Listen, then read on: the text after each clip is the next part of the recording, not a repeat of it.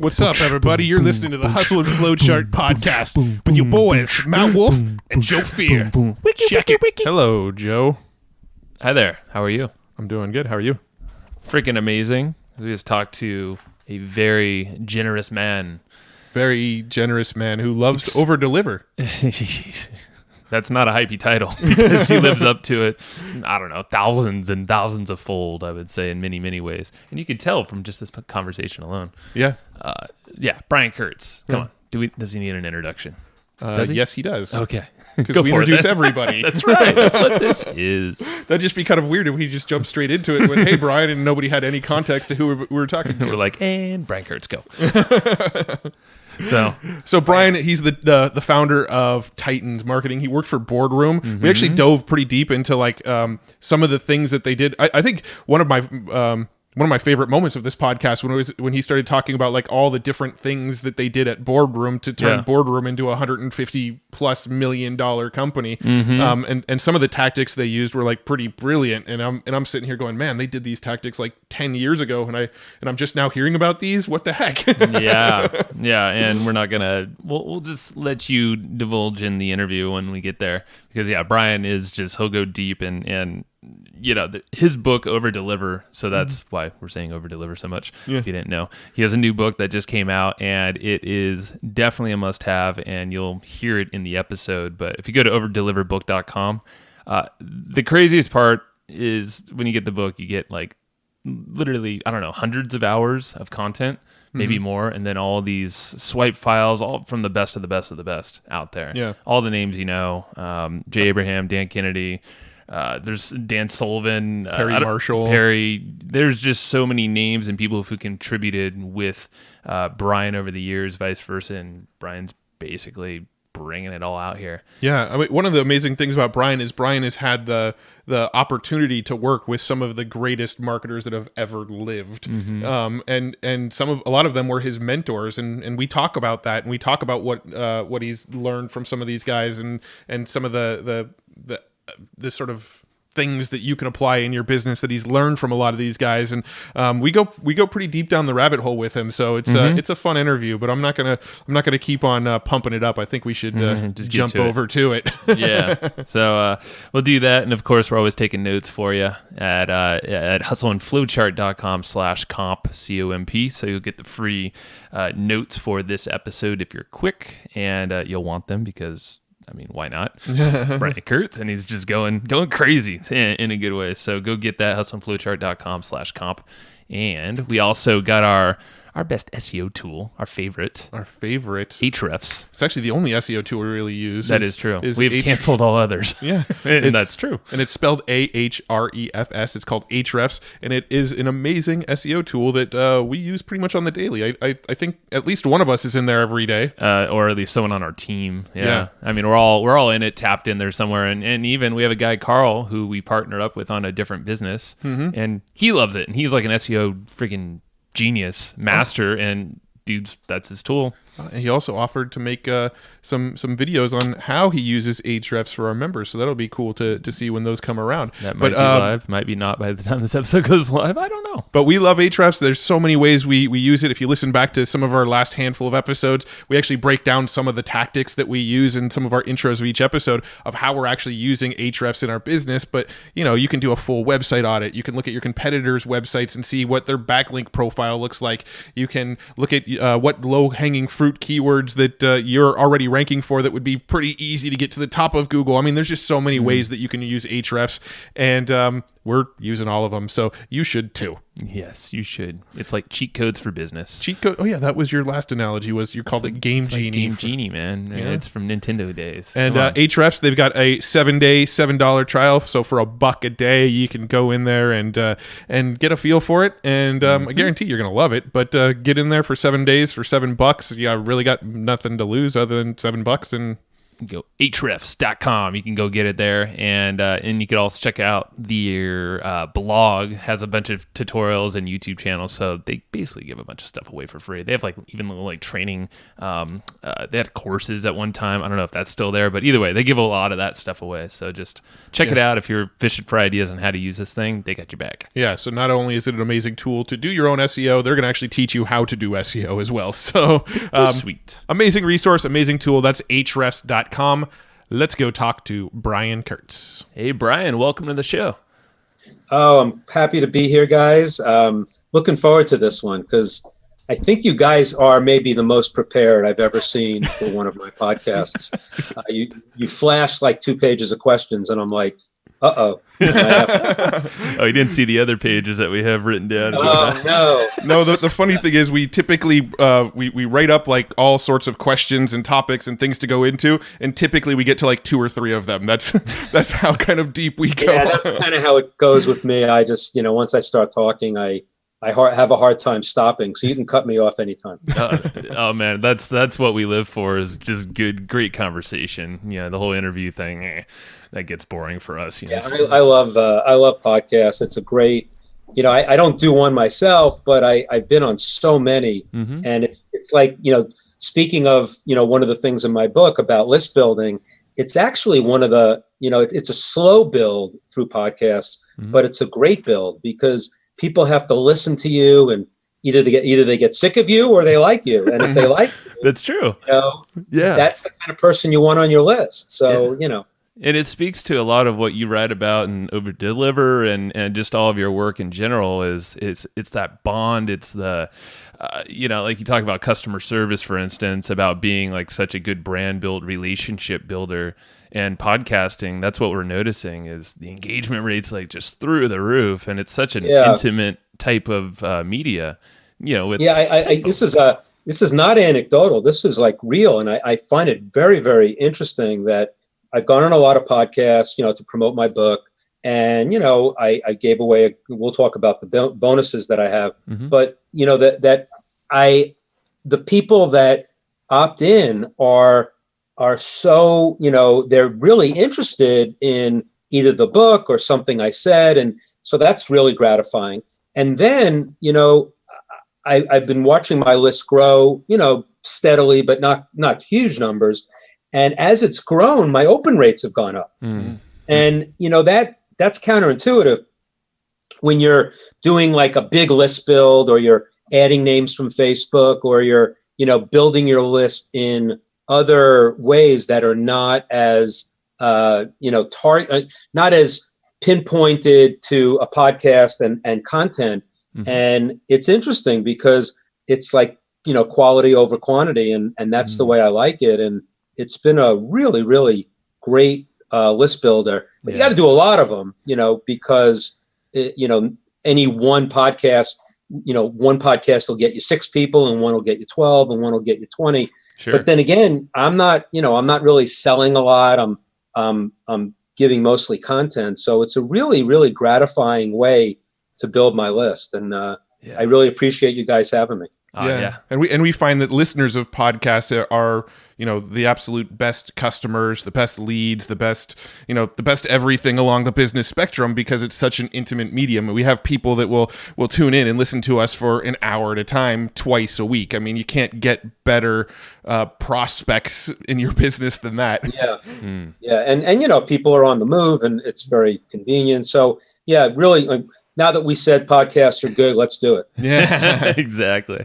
Well, for the the handful of folks, not that many, that don't know you, I mean, you have a very interesting story. Direct marketing all the way, but you're just so tapped in with some of the best experts out there in marketing. And I mean, you have books, and you do a lot of speeches, and a lot of just so much content, and you literally over deliver in so many ways. That's why it's perfect for the podcast here. But give us like a little backstory, and we'll touch on the umpiring as part of that story as well. Because I'll give you 40 years in 3 minutes. So perfect, nailed it. I started. Boardroom was my second job out of college. I went there thinking, I thinking I'd end up being a writer, an editor, or something like that. But the job I got was in list management. And for those of you who don't know what list management is, it's, basically Boardroom has a newsletter that doesn't take advertising. So I was representing our lists in the marketplace. They were great lists. I mean, everybody in direct mail at the time would use them. So I got exposure to all of these incredible mailers all over the place, not just magazines and newsletters, but catalogs and fundraisers. So I got an incredible indoctrination to the direct marketing industry through our lists. And at the same time, Boardroom had the best consultants and copywriters and all of that. So as I went on in the list management area, I started getting involved in marketing, and I had access to these amazing consultants. Now, most of them were older. I always say that too many of my mentors are dead because, when you are 20 and 30 years old and all of your consultants and copywriters, and a lot of them are in their 60s and 70s, when you're 60 and I'm 60 now, not a lot of them are around. Now, a lot of them are still around, thank goodness. But I think that was an incredible, I'm fortunate to be in an entrepreneurial company. I didn't have to start it. I became an equity partner. So I did have a lot of the responsibilities, but I didn't have to do the bootstrap thing. And then I was a business grower. So Boardroom, during my time there from 1981 to 2015, we went from, $5 million or $10 million to $157 million, wow. Then back down again. But it was a height of $157 million in 2005. And it was all direct marketing. And so the early part of my career was, there was no internet. So it was all like very finite media. It was direct mail. It was TV, radio, print, but just the inserts, just the basic media that you could get. It was a finite group. And as I went through my career and the internet came about and we started getting into e-newsletters, we started getting into, online search, we got into a lot of different things. I realized that, that the internet was this incredible direct marketing medium that I had to learn about. Now, a lot of the people that I grew up with, they didn't feel that way. Some did, but most either stayed in their niche of direct mail and print, or they retired, or they got out of the business or whatever, because it was kind of intimidating. Now, it was intimidating to me too, but what I did was I put myself in places where there was, I joined mastermind groups, I went to events of online marketing. So I got myself exposed. I couldn't become an expert right away, but I got myself exposed to all of it, and then was able to bring that back to my company. And then after I left Boardroom, and that's the end of the career at this point, or the beginning of a new career, I went and formed Titans Marketing after I did an event at Boardroom that was the Titans of Direct Response. It was a tribute event to Marty Edelston, the founder of Boardroom, who had passed away in 2013. And then I did that event. And then after the event, I said, you know what? I think it's time to teach this stuff. So I had 40 years experience. I went out and I formed a couple of mastermind groups. I got the rights to Gene Schwartz's books because he was a good friend of mine, and his wife trusted me with them. I've done, Swipe Files of Bill Jamie and now Jim Rutz. So I basically created a lot of educational materials and 2 mastermind groups, soon to be 3. And so the difference, so the whole career, I think I did a little more than 3 minutes, but the whole career was, the first 34 years was, business to consumer marketing in the millions, giving them health and finance and all that great information through our newsletters and books, and helping millions of people. And then my new career is actually still helping even maybe more millions of people, because my mastermind members and masterclass members are major direct marketers, multi-channel, who I am giving them guest speakers, education, all sorts of information, so that they can take their businesses and go forth and multiply into their universes of, of theirs. And so it's a B2B market for various other people to go do it. And so I'm still doing the same, but I'm not, I don't need, 9 million names. I only need, 50 people. Sure. Or, and then the 12,000 on my list or something like that. And it's very, very gratifying. It's been a great ride. And along the way, you say, I know all these people. It's not magic if you work for 40 years and pay attention and always give 100-0, always, make sure that, I contribute to someone first before I ask them for anything, if I ever ask them for anything. And that kind of philosophy has helped me get the best guest speakers for my mastermind. Got the, if you saw the testimonials for my book, I got, the best of the best to write something nice. Even if they hated the book, they probably would have wrote something nice. But, so I think it's just, without, I didn't know what I was doing completely, but now that I look back on my 40 years and looking ahead, I realize that I've put myself in a position to really take the next level and use all of that to continue to teach and continue to share. Sure. So that's it in a nutshell. If you have any questions off that, I'd be glad to answer them. Yeah, that's awesome. Now, I'm curious, when you were at Boardroom, you said that it got up over 150 million during the time that you were there. Are there any sort of specific factors that maybe you could pinpoint were some of the reasons it got that large? Yeah, there are a few. I mean, there are many, but one was, at the base level in the micro, it was indirect mail. It was our paying attention to lists. So we were, there was no direct marketer in the 80s and 90s who spent more time on lists than we did.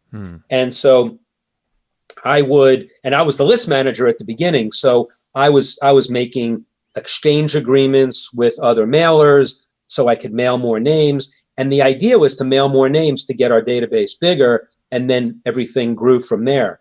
So that was one big thing. Another thing was, and I tell this story in my book about, I call it, going around, the story is going around Barnes and Noble with a hand truck. And it was basically after we created a bunch of books that were the greatest hits of our newsletters and that we were running out of content, I went out and bought the direct mail rights to various books. And I tell the whole story, so I won't go into the detail, but that was a big, big thing for us because it enabled us to create a book operation that, the books in Barnes and Noble that would be good for our list that were selling in Barnes and Noble at, with dust on them to 2 or 3 books a day, 2 or 3 books a year. To us, that was, we took that book, we created a hardcover version from a softcover version. We added premiums. We created a major direct mail piece, and those books, could sell hundreds of thousands of copies, and I pay a royalty to the publisher. And that was a great way to find product. So it was a way to buy as opposed to make our product, and that was a big step too. That's smart. Yeah, is leveraging others' help. Yeah. Yeah, other people were doing it. I put our own spin on it with premiums and hardcover and all of that, but it was not invented by me, believe me. But sure. we really went crazy with it. And then another one, there's a lot, but the other big one, that got us to, we'll say $70 million, $80 million. And then the big one, the big kahuna was in 2005, getting into the infomercial business. So we got into TV. I took a health book that was once successful in direct mail. We created 3 infomercials 3 infomercials for that, plus an infomercial for another book. And it went through the roof. We probably, between that and then going back, we went to infomercial, then this is all in my book too. We went back to creating another direct mail piece off the infomercial. So that resurrected the direct mail. And then we went online with it.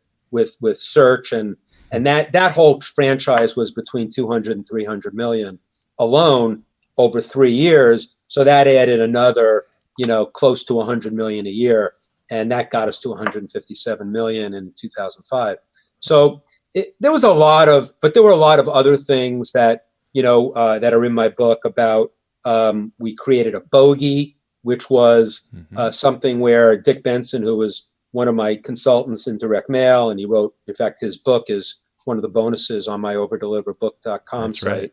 Right. And he taught us the bogey, which was, basically how much can you lose in year one and make it back in the future? And the future could be anything. The future could be a year and 6 months. The future could be a year, a year and a year. So on the renewal, the future could be 2 years. And so we started on a bogey that we had no bogey at the beginning because we didn't have any cash. Mm-hmm. So we had to make money on the first year. Once we accumulated some cash, we decided that we want, and this is all in my book too, but we decided to, how much can we lose in year one based on the renewal rates and list rental income and all the back-end products can we lose in year one, but break even by the beginning of year two. Mm-hmm. And that became our bogey. And then we were able to mail a lot more names because you can lose money in year one, which is, a basic thing that most good marketers in the digital space today do if they can, calculate that 1 year, renewal and cross-sell and upsell. And then, of course, when we had a lot of cash, we went out 2 years and even 3 years. So we made the bogey for Bottom Line Personal, our major newsletter, a 3-year bogey, which helped us get to mail lists, got us a lot more names, and we could wait to make money on those, and then we had those names to mail for our books and our other newsletters at a much more conservative bogey, and that was it kind of all kind of fed on itself. So that's a lot to answer your question, but there was a lot of things that went into it. Now there were tons of mistakes. We made the mistake of going a little too far out with the bogey on Bottom Line Personal. We wanted to get to 1 million subscribers, but you can't just say, I want to get to 1 million subscribers and not pay attention to your numbers. And so we got ahead of ourselves. We kind of, didn't, we lost some, we were waiting too long to break even, which kind of screwed up some other things. So then we pulled back and we said, we don't have to be at 1 million subscribers. 500,000 is good enough. And that was a big step that we did. In the case of infomercials, we made mistakes where, we were told that infomercials, you could make, that 1 out of 20 infomercials would work. And it was a very expensive proposition because you had to pay for the production, which was $150,000 minimum. And the media was nothing. You spent $20,000 in media to find out if it worked. And if it didn't work, you're out almost $200,000 with nothing to show for it. Whereas in direct mail, you could test and retest. So in the infomercial business, we got spoiled because 3 of our first 4 infomercials or 4 of our first 5 worked. So now we think we have the magic formula. And then I think our next 9 infomercials failed. Oh, man. And so we learned a lesson, don't read your press clippings, don't get ahead of yourself too much. But I mean, the fact is $200 million can pay for, $500,000 of failures, but we didn't expect to lose on 9 in a row. Yeah. And so, we've had some, there was some ups and downs, and I didn't want to make it sound like everything we did turned to gold, but we had some big things like the books, the bogey, the ability to test different packages to different lists, and then the infomercial, which probably contributed to everything that I did there. Yeah. No, I love that. I love that whole concept and the fact that you're admitting it wasn't all just roses and unicorns. Oh, no. Jumping around. No.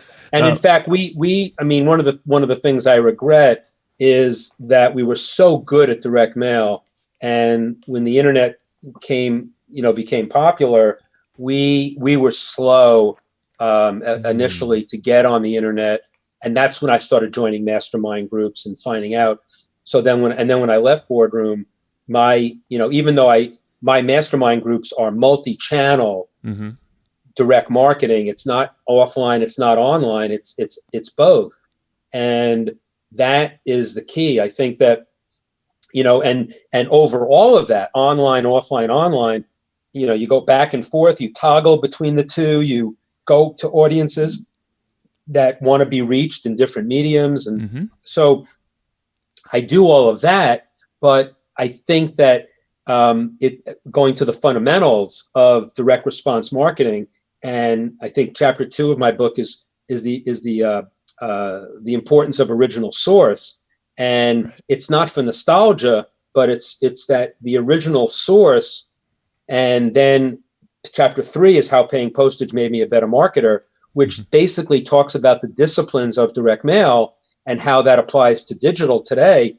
That set me up to do chapters 4, 5, and 6, which are lists, offer, and creative, because I felt that if you have the fundamentals and how those fundamentals apply to everything that's state of the art today, that's kind of my premise, that I'm sort of a bridge between those two, and I'm still learning on the digital. I know the offline pretty well, and it's been a lot of fun. Yeah. And when advertising opportunities are infinite, you've got a lot of room to play, and you don't want to go after everything. Everything looks like a shiny object, right? But you don't want to go after every shining star. But you can be in certain segments of the business, be in 4 or 5 or 6 mediums, and make it look like you're everywhere, even though you're only using 4 or 5 or 6. Sure. Yeah. And that's the exact kind of approach we take. And even with the offline aspect, like we were telling you, these podcast interviews actually turn into physical mail. So, we're I love that. Dipping our toe every single month into that. And yeah, we love it too. And you mentioned e-newsletters, compared to physical. What's your take, in terms of the differences between the two, how they both have, because they both definitely have like a different psychological element to them. The physical, go into that. I'm kind of curious. I'll say this. So I do believe that, email, whether, there's, with Instagram and Facebook and everything else, I still believe that email is still the killer app. It's still, the one medium where if I could get all my Facebook followers onto my email list, that's where I prefer to have them, because then I've got a strategy for romancing them, so to speak, giving them content on a regular basis, not selling them all the time. I don't do affiliates. So for me, and even if I did do affiliates, it wouldn't matter, because getting them on my email list is a very controlled universe, and you can control all of the messaging to that. And, getting your open rates up is a challenge, but it's a challenge worth taking. But on the other hand, complementing that with physical product is always a good idea. Like my third mastermind group is going to be all virtual, no live events. So I'm going to go monthly. I'll have a call once a month, 2-3 hours, hot seats, ask me anything, all sorts of stuff. But I was going to do a print newsletter once a month with a single topic. And I realized, you know what, I think I'll do, and again, this is just a variation on the theme, but I'm going to send out, like in a plastic case once a month, a USB drive with like a presentation from at one of my events, whether it's Dan Kennedy, Jay Abraham, Perry Marshall, all the people that have spoken at my events the last 5 years, and give them one of those a month too. So they've got this piece of content, and this is not going to be that expensive. So a piece of content on a USB drive, and my once a month call, that's a lot. You realize that's a lot of content. And I think if I made the once a month content a transcript, that doesn't have the same value as the plastic case USB, or if I wanted to do a print newsletter. So I think print and direct mail and all of that may not be the killer app anymore because of the cost for front end marketing, but it's an amazing way to use the back end because, whether you're 20, 30, 40, and certainly if you're 50, the least crowded inbox is the one you grew up with. And so why not complement? Now, there are people that I guess that don't check their physical mail, but odds are, I always do this when I go into a new client where I'm sitting around a table and we're talking about, we're brainstorming stuff. And I try to go and I look around the table and look for the youngest person. And I say, and I get a little wise-assy, but I say, do you know what a mailbox is? And, invariably they say yes, and now they don't like me anymore, but it's okay. And then I say, and do you check it like what, once a week, once every 2 weeks? No, I check it every day, And then I ask, so let me ask you a hypothetical. You're on your computer in your office in the house, you're typing away, doing emails, and you want to go out and check the mail. You go out and check the mail, and in the mail is, a bunch of different formats of things. And then there's this big lumpy package that's hand addressed to you. Will you open that, in the next hour, 2 hours after you go back and do some emails? And, I was setting her up to tell me, or him to setting her up to say, no, I'm going to mail the personalized, lumpy package first. And whether it was lumpy or not, it's still something that is so different than what they're looking at all day that just the differentiation makes it good. Yep. So it's a long-winded answer to say you using the print newsletter to complement the podcast, to complement any emails you do is a great strategy. It's O to O to O, online to offline to online. And of course, there may be people on your list that say, you may want to ask them at one day, either an email or in the print. You ask them in both places, do you want to get this?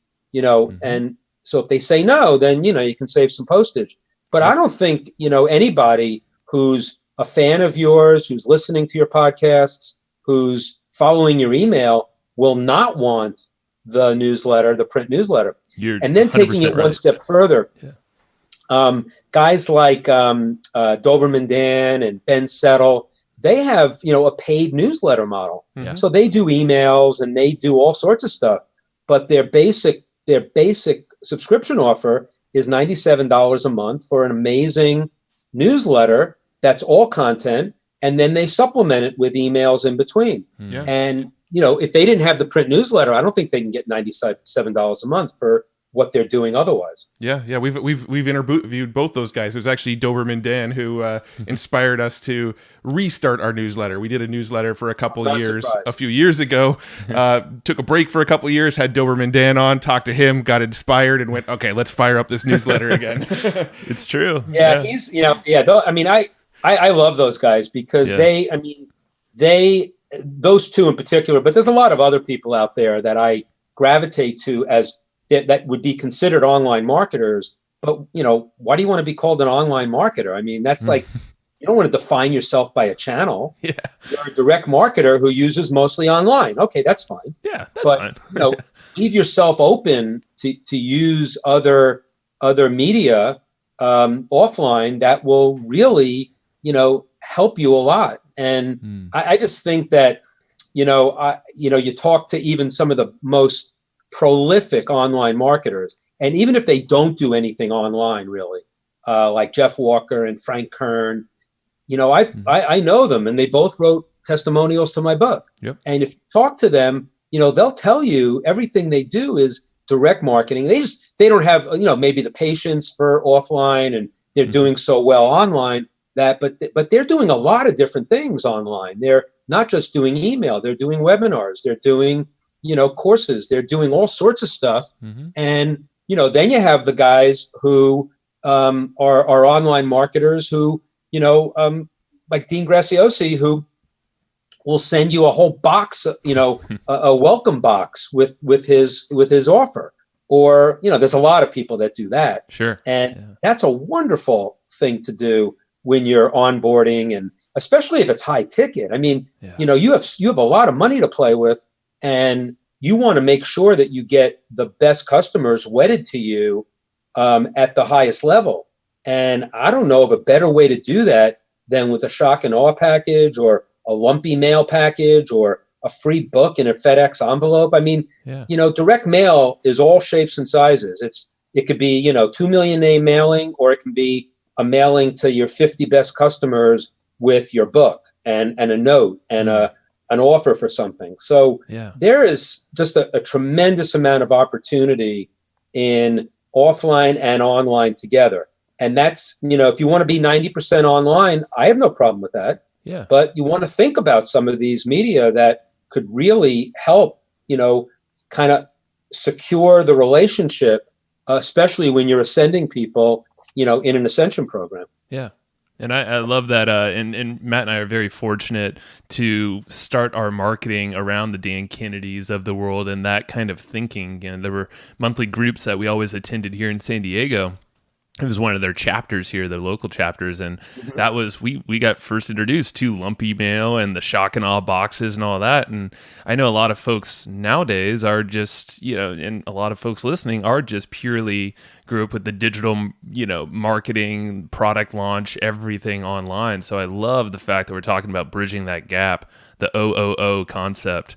And it's important to say that, it's not an or, it's an and. Mm-hmm. So, and as long as you think of it that way, we're not saying if you're 100% online to now go 100% offline or even 50% offline or even maybe 20% offline. Sure. But there are opportunities within your list to segment people who are your VIPs who can get something in the mail. So, it's a powerful way to do it. Cool. Before we jumped on the call, you mentioned the topic of world-class creatives and that being such an important factor in businesses.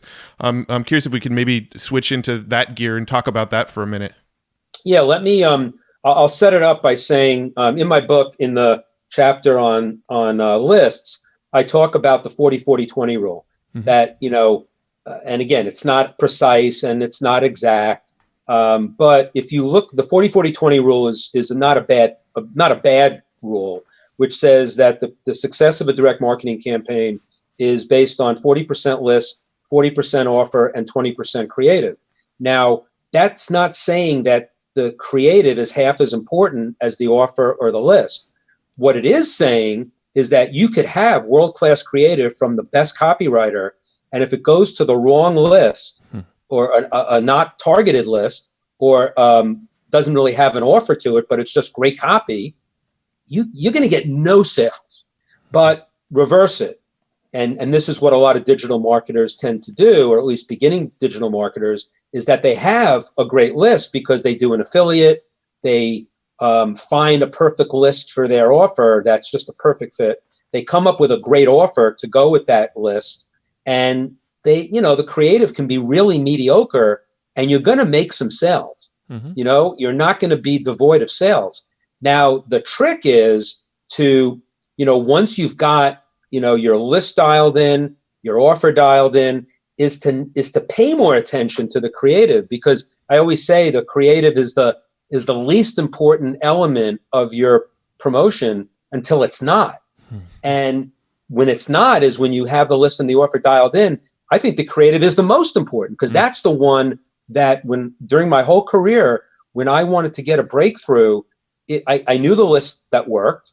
I knew the offers that worked. If I wanted to get an offer that was something that was going to beat the control by 20, 30, 40%, it was always a new creative package from a different copywriter. So without going, deep into copywriting, and I have a lot of that in my book, but I do explore this, and I changed the 40-40-20 rule to 41-39-20, because 41% should be your list. Get the list dialed in.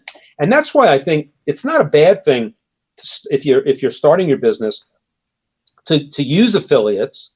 You don't have to, you are paying for the list because you're giving 50% of your revenues. Sure. But you're really, at least, basically giving up some revenue or some profit to get into the market, to start selling your product, to see if it works to a particular affiliate. But like anything else, the most dangerous number in business is one. That's right. Dan and Kennedy said it best. One medium. Yeah. I mean, that's a Dan Kennedy. Yeah.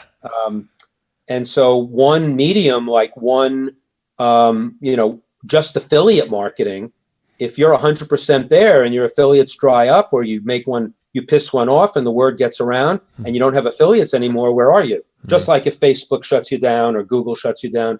So, that's why you have to be diversified. But it is an interesting way to start, because you get the list dialed in much better. And once you don't have to worry about the list so much, but then that's why you want to spend a lot of time writing your swipes for the affiliate, so that if they're not going to write it, you'll write it, and you'll have much better creative, which will make the affiliate program do that much better. That's right. So that's kind of the quick down and dirty, but I have a lot on copywriting in my book that I go into in depth. Oh yeah, and then your other book, even we haven't even mentioned this yet, The Advertising Solution, with Craig Simpson, who's been on the show as well. Yes. Is absolutely amazing. And that's just, pulling wisdom from all these previous copywriters before our time, and all these folks that you've connected with over the years. And Matt actually Well, I didn't really know Claude Hopkins. Yeah, you didn't know him. That's true. No, I actually do have a stack of book in my laps right now, including The Advertising Solution, Overdeliver, and Breakthrough Advertising with the afterword by Brian Kurtz. Well, I'm going to talk about a minute. I'll talk about in Advertising Solution. I'll just say that the 6 guys that we profiled in that book, Craig and I, it was Hopkins, Caples, Halbert, Schwartz, and Schwartz wrote Breakthrough Advertising, Collier, and who was the 6th? Ogilvy. Ogilvy? David Ogilvy. Yeah. Oh, God. I don't know. I forgot. Anyway, I've got it in front of me. It's Robert Collier, Claude Hopkins, John Caples, Ogilvy, yep. Gary Halbert, and Eugene Schwartz. There you go. So interestingly, they all wrote copy. They weren't all copywriters, but they all wrote copy. And if you look at I had quotes in that book, and I have some in my book too, that if all of those copywriters, like Gary Halbert especially, you wanted him to talk about copy, he'd be talking about lists. He'd be saying, the people aren't looking for a brilliant burger; they're looking for a hungry audience, and the starving audience, the starving crowd. And so they knew that if their client had the list dialed in, that they'd be able to write better copy too. So that was a big lesson. And as far as Gene Schwartz goes, he wrote Breakthrough Advertising, also wrote The Brilliance Breakthrough. I sell them both. I have exclusive rights to both of them. And Breakthrough Advertising is a book, that's not just about creative and copy. It's really about human behavior. Brilliance Breakthrough is about how Gene wrote and how to find the precise words, and there's a workbook that comes with that. But Breakthrough Advertising is just a brilliant, brilliant book. But again, a copywriter is, they're great writers, and they have the best copywriters I ever met are. In fact, I have this in my book. I have the 7 characteristics that every great copywriter I ever worked with has. But they still have to have that underlying writing ability.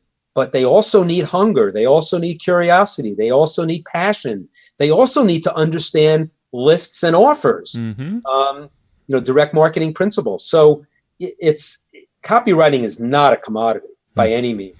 And that's one of those things that don't worry about AI taking that out, because that's a total creative and like you said, just curiosity, of the learning and asking questions of everything.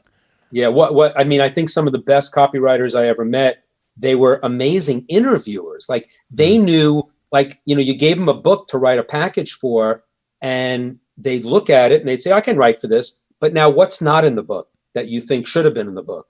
And you start finding, this happened to me. I have this story in my book that Paris Lampropoulos, a great copywriter, I wanted him to write a package for one of my naturopathic newsletter with a guru. And I gave him the past issues. I gave him the past packages. And he said, I don't think I could write for this. There's nothing too cutting edge. There's nothing that's new in this. And I said, well, why don't you talk to our guru, Mark Stengler, and ask him, some things, and maybe you'll find some stuff. And lo and behold, he started finding out that a lot of the stuff that Mark would submit to our editors was nixed, not because, and maybe for good reason, because we couldn't get the backup, or we couldn't find out how to back it up. But then he said, so Paris went back to our editors and say, I love this piece. It's cutting edge. It's something that you rejected because he couldn't back it up. Can you maybe go find a study that backs it up so I can use it? And we didn't save everything, but we basically went to the cutting room floor and found a lot of stuff that we could resurrect into the package, and he wrote a control for that. So I think that, what's not in the package is a question that a lot of copywriters ask, and that ties into what you said about insatiable curiosity. Sure. And being able to interview the client. Yeah. It's fascinating. And that's where, it's the curiosity in general. I mean, that's just where any amazing things brilliant ideas can come from, and with the audience. That's what I love is, and we've been hearing this from so many folks on our podcast, a mentor of ours, Roland Frazier, we're in a mastermind as well with him. And, it all starts with the audience. And like you said, it's the list, same idea. Yes. And from there, the offers can then transpire, and they could be other people's offers or your own. And then, there's always that creative element as well. But that audience, it's so valuable. And then figuring out. I didn't invent that list was the most important. Oh yeah, no. I when I went down a rabbit hole on the internet looking for like stuff that about the 40-40-20 rule, and I found some stuff that was interesting. But I was able to. I don't know if I put it in my book or not. But then I did put this in my book. I found an article by some guy who said the 40-40-20 rule is dead. Ooh. And it's now the 25-25-25-25 rule. And I'm thinking, God, what could that be? So I went there and he said the 25-25-25-25 rule is 25% list, 25% offer, and 25% technology. Okay. And I got to tell you, I almost threw up in my mouth. Because it's not that technology isn't important; it's super important. But God, it's like it's so, and it just doesn't make sense because I'm trying to find the quote in my book now where I can find. Let me see if I can find it. Hold on. Sure. It's from Bill Bernbach, who was here it is. It's from Bill Bernbach, who said, never adapt your technique to the idea, adapt your idea to the technique. So what that means is if you want to, Facebook is the biggest audience. So of course, you could say, I want to be on Facebook, but that's not the starting point. Sure. The starting point is to get a list, offer, creative, or at least maybe if you think your list is Facebook, get an offer and creative that works around it. And then you go after Facebook because you want to adapt your idea to the technique. And the technique here would be the technology. If it's a launch, how do you, if you can adapt, I mean, maybe it's direct mail that you want to adapt it to, but it's so important to start with the big idea. I mean, Todd Brown talks about this all the time, the big idea. And if you've got the big idea, you work your way through it, but you don't start with technology. I mean, that's a means, that's a tactic, right. But it's important, but it's not equal to list, offer, and creative. Well, and it seems like it diminishes the value of relationships as well. Whereas everything else, the 40-40-20 or even the 41-39-20 rules, it's very relationship focused, whereas technology definitely has an element of that, but I would not think it's equal to those parts. Yeah, that's well put. Yeah. Love it. Now, I'm curious, how often do you personally spend these days writing creatives and writing sales letters and direct mail pieces and things like that? Oh, zero. I don't, I once wrote a blog post saying I'm a copywriter wannabe. And, but I'll tell you what I do. I do write, but I'm writing my blog, writing articles, doing speeches and keynotes and things like that, because I that's the one thing. I mean, when I said I'm a copywriter wannabe, I got one of my subscribers, a couple of subscribers, kind of accused me of, I was just, I was what they say. I mean, they felt I was being deceptive, that I was really a copywriter and I had all these techniques in my blog about, how to sell and whatever. And I didn't even think about that, but I do know, how to write. But I tell you, the one thing I can't do and I won't do, because there are so many people that do it better, is I can't write like a soup to nuts package for a product. I can work with somebody who has a package or has something that I can work with, and I can edit your stuff better than I can write my own. So that's like I guess that's one of my talents. But and then usually I make the adjustments, and then the client comes up with even better stuff. Right. So but I'm not a copywriter in that sense. But I will say, in looking at my book, and one of the bonuses in the overdeliverbook.com page is the lost chapters of Overdeliver. And that's all the stuff that I just been writing in the last year. And that's like 178 pages. So my writing is significant, but so the answer to your question is I do spend time. Like, tomorrow, I don't do any calls or anything on Friday. So I, write my blog. I spend some time writing. I get in a creative mode, and maybe on Monday too, because I don't have any appointments then either. And so that's really but I don't, if it's writing a package from scratch, 0% amount of my time. I do spend time with my mastermind members. If they have a package that they want my input on, that I spend time on. But that's part of my, consulting practice, not part of my copywriting practice. Was that something that you always knew was your better skill set, to have that, have something to kind of look at prior to digging into the copy? I think it was by necessity, because I just didn't have the patience or the diligence to be able to. I mean, I have a couple of the techniques, a couple of the characteristics that the copywriters have. I have knowledge of direct marketing. I have passion. I have curiosity. I don't think I have the hunger.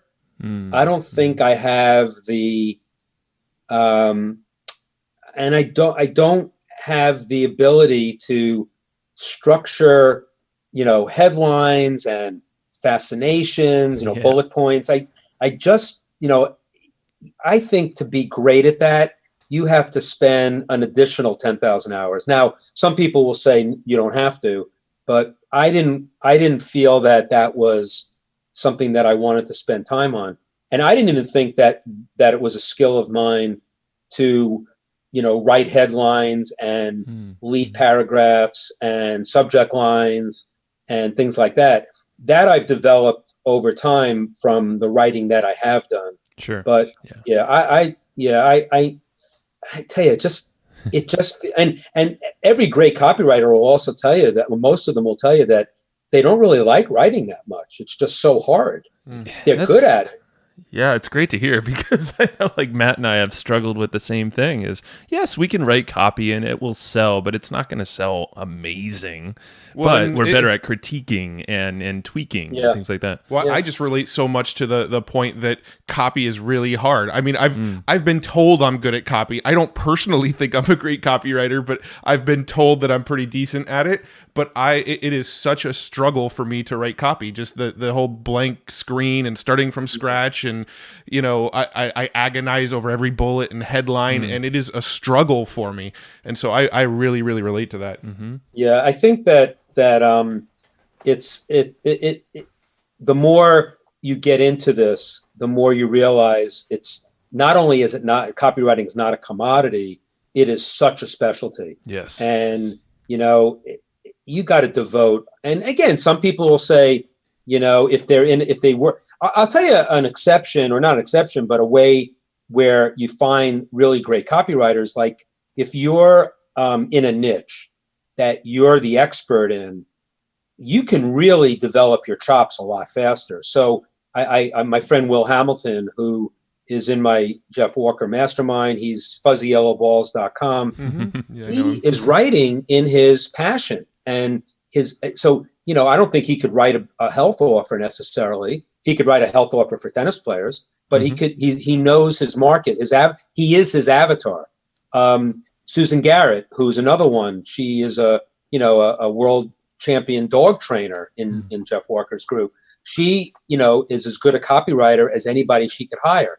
Now, then you have to decide whether that's the best use of your time. Right. Because then maybe what you want to do is get somebody to write something and then you rewrite it. And then if you end up rewriting everything, then it doesn't work.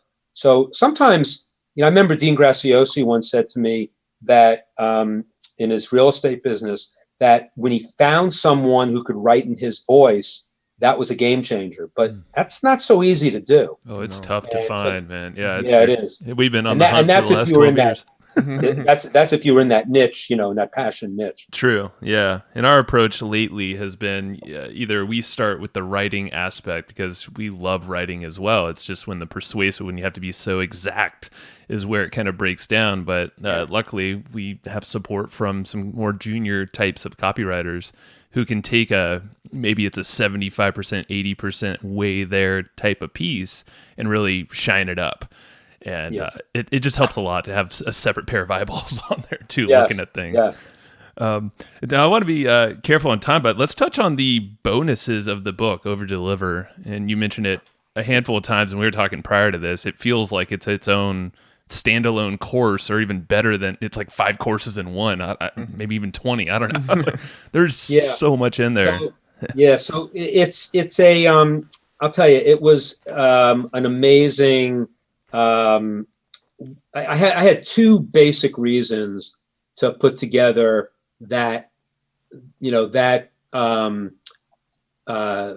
package. One was I wanted to a book that's called Overdeliver, better overdeliver, and so that's the obvious one. And I think it does. I mean, it's so what's in it? So I'm pulling it up right now on my screen. But it starts with, the lost chapters of Overdeliver. So that's everything that I've written since the book went to press.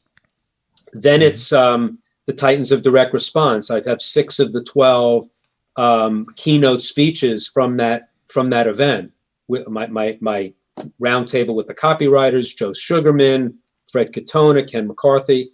Then I have the Copywriters Toolkit, which is a 400-page swipe file of direct mail packages going back to 1900. And you'll say, well, what do I want, packages going back to 1900? Well, everything that goes around comes around. Yep. And, I always say stealing is a felony, stealing smart's an art. And you can have a swipe file that, for the ages, that you will never get stumped when you're thinking of a subject line, a headline, a copy platform. Having a swipe file at your fingertips is always a great thing to do, or a great thing to have. I have another swipe file from Dan Kennedy, which is the $1 million swipe file from the event he did at Titans of Direct Response. He created a 270-page swipe file, and I created a PDF of it for this package. I have the lost interviews of breakthrough advertising, which is 14 of the most prolific direct response practitioners getting together for a series of interviews talking about the most important book on copywriting, marketing, and human behavior, and plus a video of Gene himself. I have Gary Bensavenga, who's the world's most prolific retired living copywriter. And I went and got all of his Bensavenga bullets, which are priceless, and I compiled them into a PDF. And that's one of the bonuses. I have 20 full-length keynote speeches of Jay Abraham. Those are insane. Yeah. I mean, I was like, wow. He wrote the foreword to my book. Yeah. And I have a second Jay Abraham bonus, which is a course that he did, Where to Get from Where You Are to Where You Want to Be, which was a course that's no longer selling. It's the equivalent of like 12 CDs. It's all in digital format, and he spent over $200,000 to put that together. I have Perry Marshall Live, which was a live event I did with Perry, $2,500 a seat. And it's the video of that event from 2013. And he does some amazing stuff in there. And I have a digital version of that. And then I have the 2 PDF books, Secrets of Successful Direct Mail by Dick Benson and Confessions of a Direct Mail Guy by Gordon Grossman. Both books not readily available, and but are all on a PDF on this site. Wow. So what you do is you go to www.overdeliverbook.com. You go there. There's a button to buy the book on Amazon, my book on Amazon, Barnes & Noble, or Indie Books. You go, open up a new window, you buy the book, come back to the site, put your order number in, and then you get an email that allows you to download all 11 bonuses that are, some of the things aren't even available. Some of them are available, but you'd have to compile them yourself.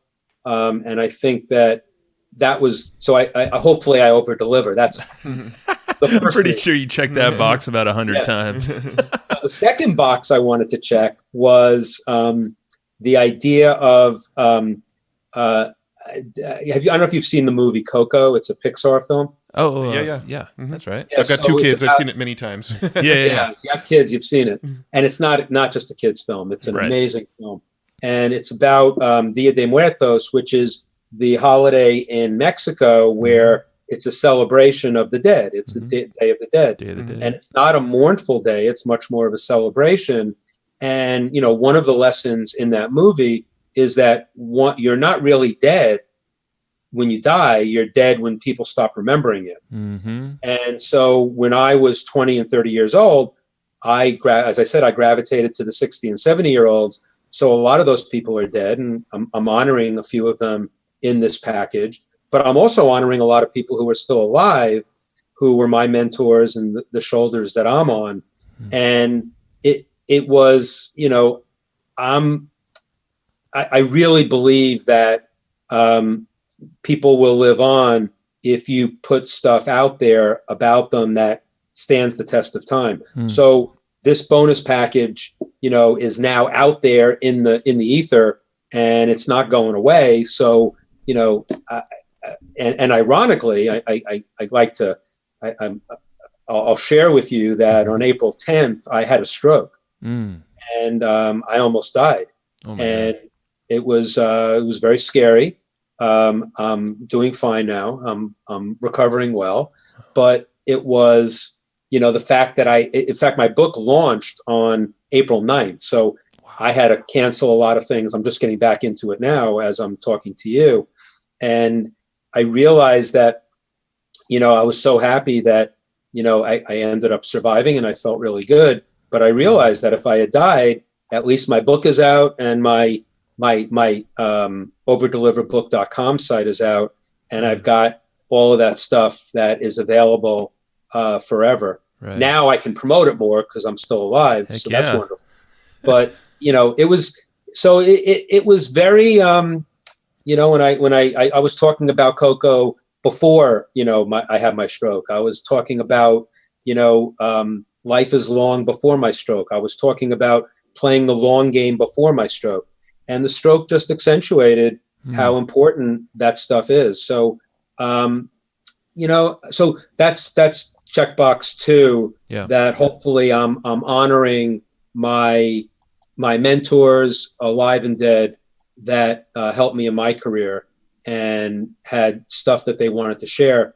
And of course, it's just an honor to have that stuff. It's an honor to have you here with us, and still, and your body of work is absolutely impressive. And thank you for highlighting so many of these folks that, their books have not been highlighted, or these things, these speeches and whatnot you're bringing back to life.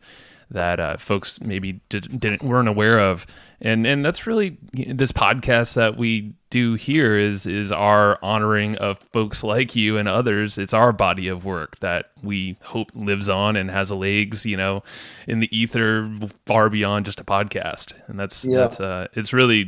I applaud you for that. You. And you as well. Yeah. If I want to leave you with something, because you Sure. have something in your notes. You said we like to keep the conversation focused on some sort of system, process, or traffic strategy that you implement in your business. So I have one. It's not a funnel. I mean, I gave you a couple of funnels. Yeah, you gave us a lot. I gave you the book thing, and I gave you a bunch of stuff. But there's one that I want to talk about, and it's called I call it fishing without bait. And it's just, it's something that a lot of your listeners know, but I wanted to put a visual on it so that they can take it away. Cool. So, picture yourself in a rowboat on a lake, and you're fishing, and you throw your pole in the water, and you look at the fish in the water are your prospects, and you have bait on it. So it could be not a tripwire, but a roadmap to your offer. Mm-hmm. Tripwires are no good. Tripwires are just a bad term, because you don't want to blow up your best customer. Totally. Yeah. You've got the bait in the water. You pull the fish out, and then you get them in your funnel, and that's one way to go, and it's an important way to go. And if you're new to business, you've got to get some money, so it's legitimate, and you can be very strategic about it. The bait could be, the opt-in to a launch. You get them in a launch, and then you sell them the product. But I think that if you're developing a list, picture yourself on the lake, and instead of putting a pole in the water, you're shining a spotlight on the lake all the time. So the spotlight is an image for your content. You're just throwing your content out there. This is what Ben Settle doesn't like to do, which is, basically massaging a list and basically giving people more value than they ever would have wanted. And instead of them getting on your hook, they will eventually jump in your boat. Mm-hmm. Now, it doesn't happen automatically, and it doesn't happen that fast sometimes. But what it does is that you keep telling them in your content, hey, I have this, I'm here when you need me, but here's some more content. I have this for you today. I hope you enjoy it. And if you ever need anything, I'm here. And so it's just a little different approach when you're building your list, and maybe you have a list already and you're trying some different things. But I got to tell you, if you have a little time and you want to just become a trusted advisor and not just a seller of things, it's a really wonderful way to sell, in addition to a pole with bait. You can do both. Right. But I just wanted to give that to you. It's something that I think, your listeners know, but I love that image of the spotlight versus the pole. And it really basically lets you fish without bait, and the fish jump into your boat instead of getting on a hook. Yeah. And I like it as that blog post is in the lost chapters of Overdeliver. Oh, cool. And in the bonus area, one that I'm very proud of. Yeah, that's great. And that's where I think that's a good reminder, is you don't always have to have an offer in there. It's the content, and you do a great job at that. So after you do get Overdeliver, you'll get your emails. And I love your emails, because almost all of them are, I don't know, any of them have really a link to go to. Typically it's exactly what you just said. And those, in our experience, those are some of the best emails. People just reply to us. We did that on Friday, and it was amazing the amount of responses. You almost get better responses than clicks, on an email. Yeah, I love getting. You have to answer them, of course. You do, yes. And I always say that I answer every single one of my emails. Yep. But maybe not immediately. Right. Same. Yeah. But I think that's good practice. It is. I think there might be like a technical element to it as well, where if you don't have a link in an email, then there's probably a better deliverability, because now it's not throwing up red flags that you're trying to send them somewhere. Is it 25% tech though? I don't think so.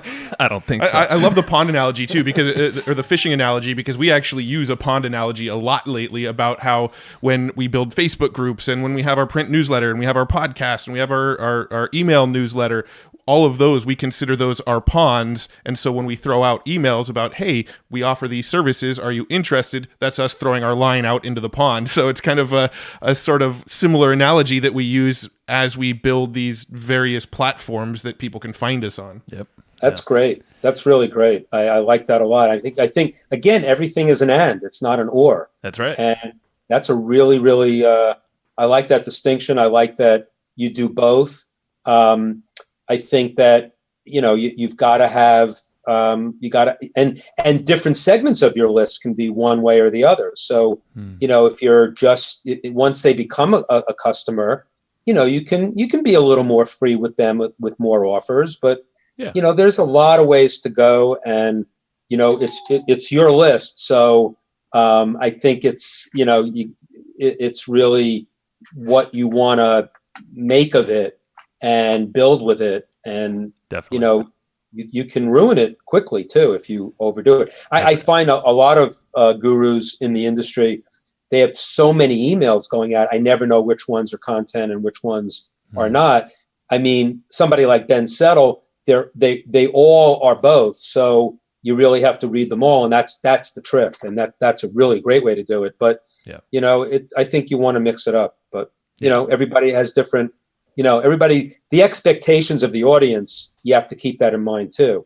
Definitely. So if they expect certain things from you, you do that. And if they expect other things from you, you do that. Yeah.